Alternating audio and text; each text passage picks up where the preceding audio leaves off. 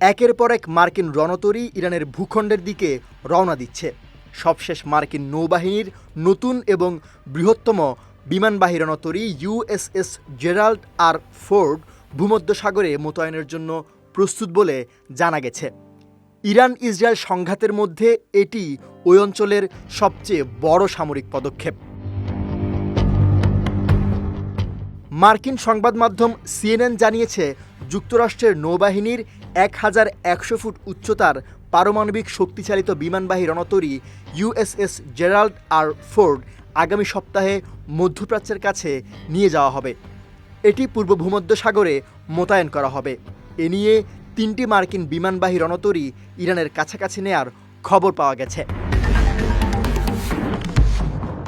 তবে Iran Israel সংঘাতের পরিপ্রেক্ষিতে রণতরীটি মধ্যপ্রাচ্যের কাছে পাঠানোর মার্কিন সিদ্ধান্তকে সহজভাবে দেখছেন না অনেকেই।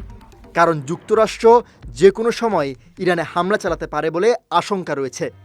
এদিকে ইরানের আশেপাশে সামরিক উত্তেজনা বৃদ্ধির অংশ হিসেবে বাহরাইনের একটি মার্কিন নৌঘাঁটি ত্যাগ করেছে যুক্তরাষ্ট্রের আরও বেশ কয়েকটি যুদ্ধজাহাজ।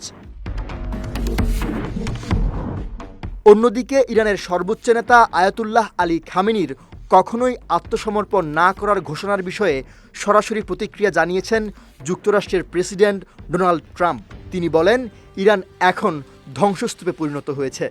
যদি ইরান আত্মসমর্পণ না করে তাহলে তাদের জন্য শুভকামনা। ইরানি ব্যালিস্টিক ক্ষেপণাস্ত্র মোকাবেলায় এখনই সংকটে ইসরায়েল। ওয়াল স্ট্রিট জার্নালের এক প্রতিবেদনে বলা হয়েছে, দেশটির প্রতিরক্ষা ব্যবস্থা অ্যারো ইন্টারসেপ্টর দ্রুত ফুরিয়ে আসছে।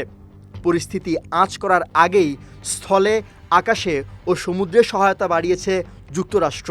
অপারেশন ট্রু প্রমিস 3 ঘোষণার পর ইসরায়েলকে লক্ষ্য করে শত শত ক্ষেপণাস্ত্র ছুড়েছে ইরান। এতে সংকটে পড়েছে তেল আবিব। এরই ধারাবাহিকতায় আজ সকালেও ইরানের একটি ব্যালিস্টিক ক্ষেপণাস্ত্র দেশটির বীরশেবার সোরোকা হাসপাতালে আঘাত হানে।